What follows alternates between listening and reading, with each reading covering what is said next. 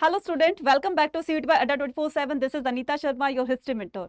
Student, आज हम इस वीडियो में करने वाले हैं हमारी हिस्ट्री डोमेन की जो इंपॉर्टेंट टर्म्स की जो सीरीज चल रही है, आज उसका डे 4 है। ठीक है, तो इसमें हम हर वो डिफिकल्ट वर्ड करेंगे, ठीक है, जहां पर बच्चों को बहुत प्रॉब्लम होती है, क्योंकि बहुत सारे बच्चे पढ़ते टाइम ना स्किप कर जाते हैं। ठीक है, कि ये क्वेश्चन तो आने ही नहीं वाला है, ऐसा क्वेश्चन नहीं आने वाला है, और कुछ बच्चे ध्यान देते हैं। लेकिन अगर आपको इस तरह की प्रॉब्लम हो रही है कि चैप्टर्स में से आपको अंडरलाइन करके उसके डिफिकल्ट वर्ड्स को ढूंढना पड़ रहा है इधर उधर से, तो आपको वो ढूंढना भी ना पड़े और आपका कंसेप्ट भी क्लियर हो जाए कि इस पर्टिकुलर वर्ड का मीनिंग क्या होता है। और ये मीनिंग ना काफी बार आपके क्वेश्चन उसमें पूछे जाते हैं, आपके एग्जाम से पूछे जाते हैं, चाहे वो बोर्ड एग्जाम है, चाहे वो आपका सीयूटी एग्जाम है, या वट जो भी आप एग्जाम देने चाह रहे हो, कोई भी कॉम्पिटेटिव एग्जाम है। तो कहने का मतलब ये कि ये इंपॉर्टेंट टर्म्स की जो सीरीज लेकर आए, ये आप लोगों की प्रॉब्लम को दूर करने के लिए, जहां पर आप बहुत सारी प्रॉब्लम फेस करते हैं, वो प्रॉब्लम आप फेस ना करो।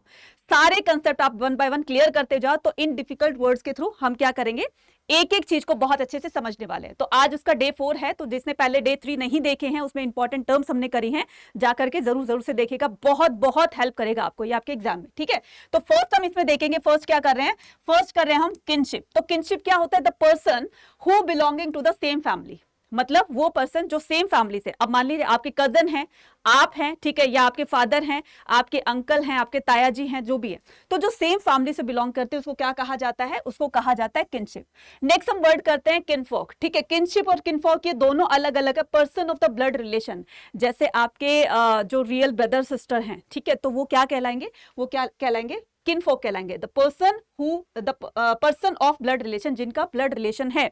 अब देखो, कुछ हमारे हिस्टोरियन मानते हैं कि महाभारत में जो कौरव और पांडव थे, उनका आपस में ब्लड रिलेशन था, क्योंकि वो एक ही फैमिली, कुरु फैमिली से बिलोंग करते थे। ठीक है ना, कुरु जो है ये किनशिप से बिलोंग करते थे। और कुछ मानते हैं कि नहीं, अगर वो एक ही मम्मी पापा की संतान नहीं है, तो वो जो है वो ब्लड रिलेशन में काउंट नहीं होते हैं।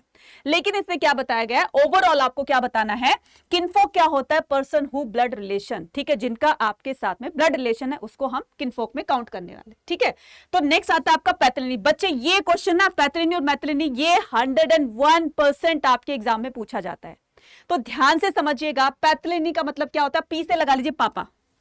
ठीक है, पी से क्या होगा, पापा होता है ना, तो पी से पैतृणी मतलब system who tracing descendant from father to son, grandson and so on.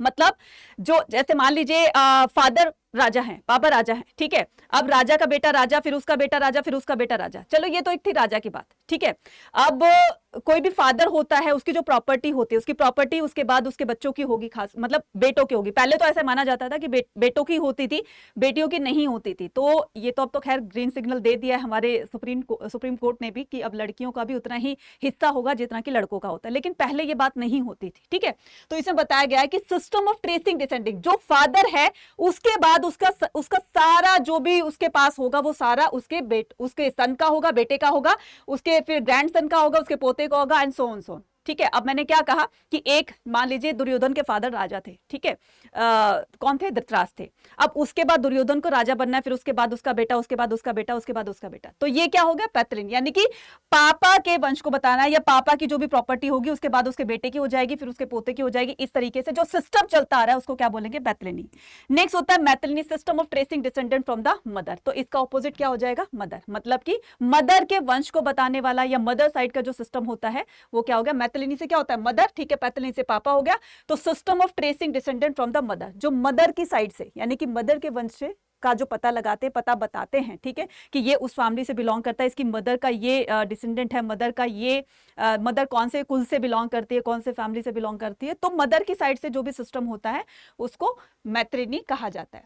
अब चलते हैं कहां पर, अपने नेक्स्ट वर्ड की तरफ, जो है धर्मसूत्रास। धर्मसूत्र क्या होता है बच्चे, सूत्र होता है फॉर्मूला, है ना, आपने कभी हिंदी में जो मैथ होता है तो उसमें फॉर्मूला को सूत्र कहते हैं, ये सूत्र लगाया जाए, वो सूत्र लगाया जाए, है ना।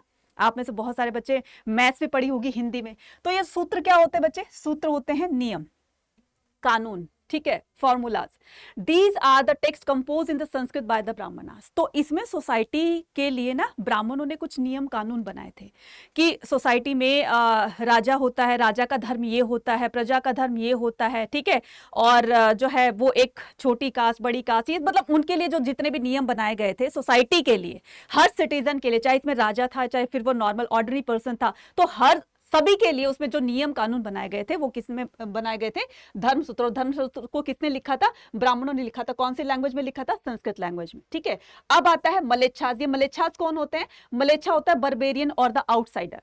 ब्राह्मण लोग कहते थे कि जो भी आउटसाइडर, अब जैसे सेंट्रल एशिया से आए थे, ठीक है, सेंट्रल एशिया से कौन आए थे? सेंट्रल एशिया से जैसे शकाज आए थे, कण्व आए थे, राइट? तो शक रूलर जो थे, शकाज जो थे, या फिर कण्व थे, ठीक है, कन्वाज थे, तो ये कौन थे? ये सेंट्रल एशिया से आए हुए थे। ठीक है, सेंट्रल एशिया से आए हुए, क्योंकि वो इंडिया के नेटिव प्लेस नहीं है, भारत के नेटिव प्लेस से मतलब नेटिव नहीं थे, इसलिए उनको आउटसाइडर बोला गया। और जिनको जो संस्कृत पढ़नी लिखनी नहीं आती है उनको ब्राह्मणों ने मलेच्छा बोला है। ठीक है, दोज हु कुड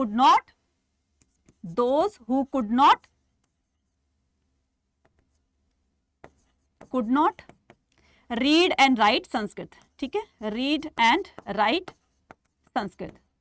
ठीक है, अब जो संस्कृत बोल पढ़ लिख नहीं सकता और जो आउटसाइडर है, ब्राह्मणों ने उनको मलेच्छा बोला है। ठीक है, तो ये याद रखना, किसने बोला है? Bye the Brahmanas. ठीक है, किसने?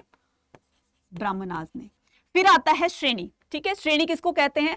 ये एक ऐसी ऑर्गेनाइजेशन होती है, एक ऐसी यूनियन होती है जिसमें, जो कि किसकी होती है? क्राफ्ट पर्सन, क्राफ्टमैन की और ट्रेडर्स की। तो उनकी अपनी अपनी यूनियन होती है। इस यूनियन को क्या कहा जाता है? श्रेणी कहा जाता है। और कहीं कहीं पर इसको गिल्ड भी कहा जाता है। ठीक है, इसको गिल्ड्स भी कहा जाता है, इसको ध्यान रखना। तो गिल्ड और श्रेणी दोनों एक ही जो है ग्रुप के नाम है। ठीक है, तो वो ग्रुप जो क्राफ्ट पर्सन और ट्रेडर्स का होता है उसको श्रेणी या गिल्ड कहा जाता है। ठीक है, तो ये आपको सारे एक बार फिर से मैं रिकैप कर देती हूँ। किनशिप किसको कहते हैं? Person who belonging to the same family. Kinfolk किसको कहते हैं? जो जिसका ब्लड रिलेशन होता है। पैट्रिनी, जिसमें कि फादर के वंश के बारे में बताया जाता है। ठीक है, कि पहले राजा वो होता था, उसका फादर होता था, फिर उसके बेटा राजा बना, फिर उसका बेटा राजा बना। तो फादर की तरफ से जो भी सिस्टम लागू किया जाता है वो पैट्रिनी होता है। मैत्रिनी इसमें इसका ऑपोजिट हो जाएगा। मदर की तरफ से system of tracing descendant from the mother, जो मदर के वंश की साइड से का सिस्टम है। ठीक है, उसके बाद धर्मसूत्र, जो कि ब्राह्मणों ने लिखा था संस्कृत में, ये जो है सोसाइटी के लिए कुछ नियम कानून बनाए गए थे, उसको कहा जाता है धर्मसूत्रास। ठीक है, मलेच्छास कौन होते हैं? बर्बेरियन और आउटसाइडर होते हैं, जिनको संस्कृत बोलनी लिखनी पढ़नी नहीं आती है। तो ब्राह्मणों ने इनको आउटसाइडर भी कहा है, बर्बेरियन भी कहा है, मलेच्छा भी कहा है। ठीक है, नेक्स्ट आता है हमारा श्रेणी। तो श्रेणी वो ऑर्गेनाइजेशन या वो यूनियन होती है जो कि क्राफ्ट पर्सन और ट्रेडर्स की होती है। एंशिएंट इंडिया में इनके यूनियन को श्रेणी कहा जाता था और कहीं कहीं पर इनको गिल्ड भी कहा जाता था। तो गिल्ड और श्रेणी दोनों एक ही नाम है। ठीक है, तो आई होप यहाँ पर सभी समझ में आ गया होगा and thank you very much. और इस इंपॉर्टेंट टर्म्स की जो सीरीज चला रखी है इसको जरूर से वॉच आउट कीजिएगा, क्योंकि आपके बहुत काम आने वाली है। आपके एग्जाम में काफी सारे क्वेश्चंस आपके इनमें से भी बनेंगे। ठीक है, तो इसको रेगुलर फॉलो जरूर कीजिएगा। मिलते हैं अपनी नेक्स्ट वीडियो में। Till then take care, bye bye.